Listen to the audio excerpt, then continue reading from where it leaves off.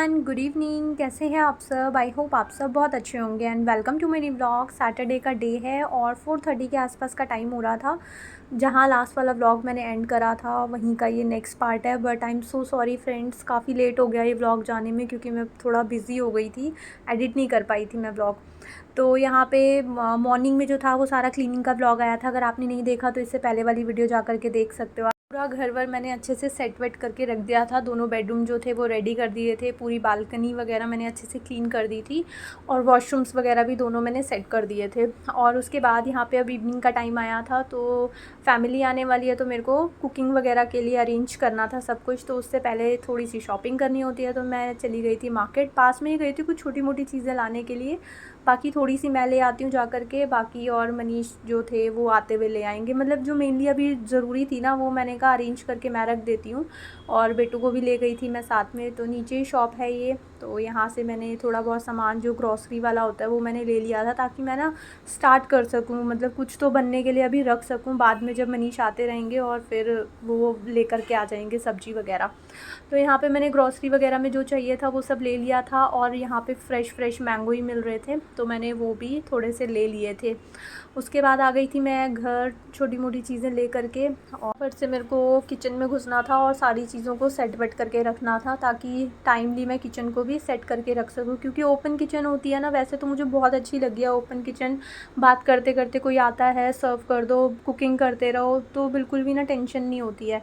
और बाहर अभी थोड़ी देर के लिए गई ना, इतनी ज़्यादा गर्मी लग रही थी, बहुत ही ज़्यादा गर्मी है। मतलब टेम्परेचर जो है ना वो कम होने का नाम ही नहीं ले रहा है, इतनी ज़्यादा गर्मी है। आकर के पानी पिया और उसके बाद फिर अब मैं किचन में लग गई थी। सबसे पहले तो मैंने यहाँ पे फुल क्रीम मिल्क ले लिया था क्योंकि मेरे को खीर बनानी थी। ये वाली जो चीज़ें होती हैं ना ये एडवांस में हम बना करके रख सकते हैं, बाकी फिर साथ साथ बनता रहेगा। मैंने कहा सबसे पहले मैं खीर बनाने के लिए रख देती हूँ। तो यहाँ पे 1.5 लीटर मैं मिल्क लेकर के आई थी क्योंकि थोड़ा सा ना मतलब कड़ना होता है घी ये दूध।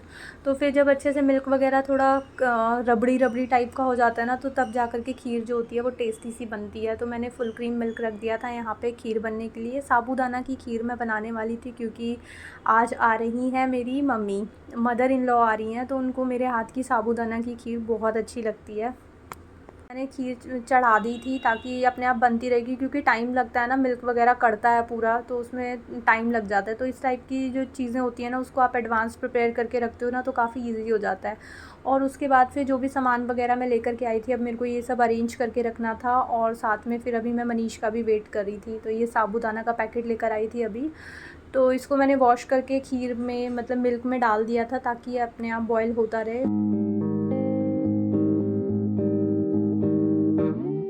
मिल्क में साबूदाना डाला था ना और उसी के साथ साथ मैंने 2 इलायचियाँ कूट करके डाल दी थी। पाउडर नहीं डाला था, ऐसे जस्ट क्रश करके उसमें मैंने डाल दी थी। और साथ साथ फिर मैं मैंगो जो लेकर के आई थी मैंने कहा इनको भी वॉश करके फ्रिज में लगा देती हूँ, वरना गर्मी बहुत ज़्यादा है ना फिर पॉली में ना थोड़े से ऐसे ढीले ढीले से होने लगते हैं और वो ख़राब से हो जाते हैं। तो यहाँ पे मैंने साबूदाना की खीर भी रख दी थी और साथ साथ मैं अपना सामान वगैरह भी अरेंज कर रही थी क्योंकि इसको बनने में अभी टाइम लगेगा। और इसी के साथ फिर जो भी ड्राई फ्रूट वगैरह डालना होता है ना मेरे को मैं डाल देती हूँ। स्पेशली जो रेजन्स होती हैं ना वो मैं इसी टाइम पे डाल देती हूँ क्योंकि मिल्क में ना मतलब काफ़ी देर बॉयल होने के बाद वो फूल जाती हैं और फूली हुई रेजन्स जो होती है किशमिश वो मतलब खीर वगैरह में थोड़ी अच्छी सी लगती है। बाकी जो ड्राई फ्रूट होता है जैसे काजू वगैरह और बादाम वगैरह वो मैं थोड़ा बाद में डालती हूँ, किशमिश इसी टाइम पे डाल देती हूँ। या कुछ ऐसा फूलने वाला होता है ना वो वाली चीज़ मैं इसमें डाल देती हूँ। बाकी काजू और बादाम जो होते हैं ना वो मैं बाद में डालती हूँ कच्चे। और उसके बाद फिर मनीष भी आ गए थे साथ साथ। जो सब्ज़ी वगैरह मैंने बोली थी मम्मी से, मैंने जो पूछी थी उन्होंने बोला था जो खाने के लिए वो मनीष लेकर के आए थे। और फिर अभी मेरे को ये भी वॉश वगैरह करके लगानी थी और साथ के साथ ना ये वाली सब्ज़ी बननी थी क्योंकि बहुत दूर का सफ़र हो जाता है और मम्मी ना बिल्कुल भी सफ़र वगैरह करती ही नहीं है। बहुत ही सालों के बाद भी हमारे घर आ रही हैं क्योंकि उनको ना बिल्कुल सफ़र वगैरह होता नहीं है। वो खुशी हो गम हो कभी भी नहीं आती हैं, पापा ही आते जाते हैं हर जगह, मम्मी घर पे ही रहती हैं। तो उनकी पसंद से फिर सारी सब्ज़ी वगैरह आ गई थी तो उन्होंने बोला था कि काफ़ी लाइट उनको खाना है और वैसे भी वो नाइट में आने वाले थे तो नाइट में ना बहुत ज़्यादा हैवी फिर डाइजेस्ट भी नहीं होता क्योंकि सफ़र से आ रहे हैं।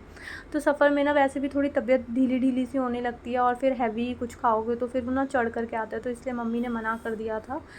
तो फिर एक साइड मैंने खीर रखी हुई थी बनने के लिए, दूसरी साइड मैंने पुलाव रख दिए थे। मम्मी को पुलाव भी बहुत पसंद आते हैं। वैसे तो मोस्टली ससुराल में मेरे बॉयल राइस ज़्यादा बनते हैं, बट मम्मी यहाँ पर आती हैं ना कभी, तो मैं उस टाइम पुलाव बनाती हूँ, उनको अच्छे लगते हैं क्योंकि। तो एक साइड मैंने पुलाव की प्रिपरेशन करी थी, दूसरी साइड मैं रायता डाल रही थी। रायते के लिए जो कर्ड मैं लेकर के आई थी उसको मैंने अच्छे से लिया था, स्पून से ही फेंट लिया था, क्योंकि वो जो होता है ना वो मेरे पास है नहीं, तो मैं स्पून से या फॉर्क से अच्छे से फेंट लेती हूँ। उसी से भी ठीक से हो जाती है, थोड़ा सा टाइम लग जाता है बट अच्छे से फिट जाती है। और उसके बाद फिर इसमें थोड़ा सा पानी मैंने ऐड करा। बहुत ज़्यादा पतला भी नहीं बनाती हूँ और बहुत ज़्यादा थिक भी अच्छा नहीं लगता, तो मैं मीडियम थोड़ा सा रखती हूँ। उसके बाद इसमें बूंदी ऐड कर दी थी, और उसके बाद जो मैं घर पे मसाला रेडी करती हूँ, जीरा अजवाइन और हींग वाला, वो इसके अंदर डाल दिया था। उससे तो पूरा के पूरा गेम चेंज हो जाता है, मतलब इतना टेस्टी एक फ्लेवर सा आ जाता है ये डालने के बाद। तो मैं ये ज़रूर डालती हूँ, छाछ और कर्ड या फिर रायता वगैरह बनाती हूँ तो उससे बहुत ही अच्छा टेस्ट आता है। और उसके बाद फिर तोरी मम्मी ने बोली थी, लौकी या तोरी में से कुछ भी बोला था, तो लौकी मनीष को मिला नहीं, वो तोरी लेकर के आ गए थे। तो यहाँ पे मेरे को तोरी वगैरह छिल करके रखनी थी, और छिल करके फिर मैंने वॉश कर ली थी, और उसके बाद फिर यहाँ पे चॉपिंग का काम चल।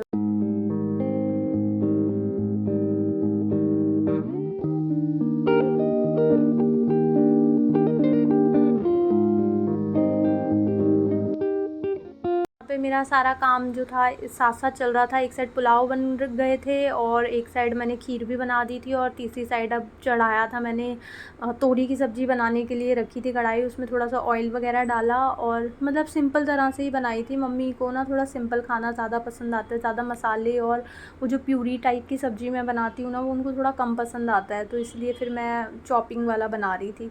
तो बस यहाँ पे मैंने ये भी रख दी थी। इसके बाद भिंडी भी लेकर के आए थे मनीष, बट वो मना हो गई थी बाद में बनाने के लिए, क्योंकि मम्मी पापा को आने में काफ़ी लेट हो गया था, ट्रैफिक था रास्ते में।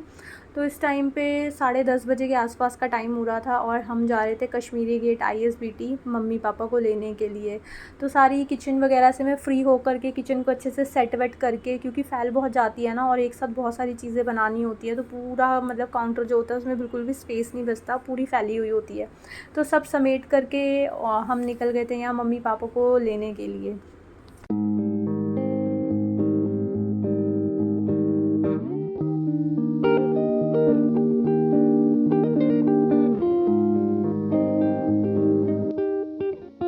और ये देखो, यहाँ पे ये अपनी दुनिया में अलग ही बिज़ी रहते हैं। कोई भी घर पे आ रहा हो, कहीं भी जाना हो, ये एट ए टाइम सब कुछ कराते हैं। और कभी कभार तो ऐसा हो जाता है कि इनके पास वो टाइम भी नहीं होता।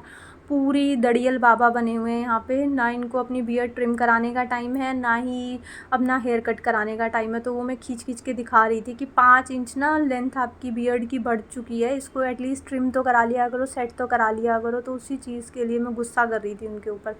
तो बोलते हैं ठीक है ना, कौन आ रहा है, मेरे मम्मी पापा ही तो हैं, वो क्या मुझे देखेंगे। मैंने कहा यार हद होती है, किसी को दिखाने के लिए थोड़ी करना होता है, अपने आप को मेंटेन रखना चाहिए। और उसके बाद हम यहाँ पे वेट कर रहे थे। आप देख सकते हो पूरी लाइन जो है उधर ट्रक की ट्रक चल रहे हैं, क्योंकि इस टाइम पे 11:45 या 12 बजे के आसपास का टाइम हो गया था। और हम कश्मीरी गेट के पास जो मतलब ISBT है ना, वहाँ पे मम्मी पापा का 1 घंटे तक वेट करते रहे। हमको लोकेशन नहीं बता पा रहे थे पापा ठीक से कि वो कहाँ और कौन से गेट पर हैं, तो हमको 1 घंटा उनको ढूंढना पड़ा। हम गाड़ी में अकेले बैठे थे, मनीष उनको मतलब पूछ पूछ करके ढूंढने के लिए गए हुए थे। और यहाँ पे आए थे पापा के मैंने पैर छुए, और फिर पीछे पीछे आ रही थी मम्मी, क्योंकि उनकी तबीयत ना काफ़ी ख़राब हो गई थी। उनको ट्रैवल ना बिल्कुल नहीं किया जाता, उनको रिंग लग रही थी, मतलब बोल रही थी मम्मी कि मुझे रिंग लगी हुई है, मुझे चक्कर से आ रहे हैं, और उनको ना काफ़ी एसिडिटी भी फ़ील हो रही थी। तो मैं बिल्कुल भी ना, मम्मी की इस टाइम तबीयत ठीक नहीं थी, एकदम पूरी स्वेटिंग उनको हुई हुई थी। और फिर मनीष ने यहाँ पे थोड़ी सी कोल्ड ड्रिंक ली, क्योंकि गर्मी बहुत ज़्यादा है। अगर आप 5 मिनट भी ऐसे खड़े हो जाओगे ना, इतनी ज़्यादा गर्म हवा चलती है कि बिल्कुल बर्दाश्त से बाहर है। हमको लॉक करके चले गए थे, मतलब ये जो शीशे हैं ये थोड़े से नीचे थे, बिल्कुल बैठा नहीं जा रहा था जब मम्मी पापा को ढूंढने के लिए गए थे मनीष।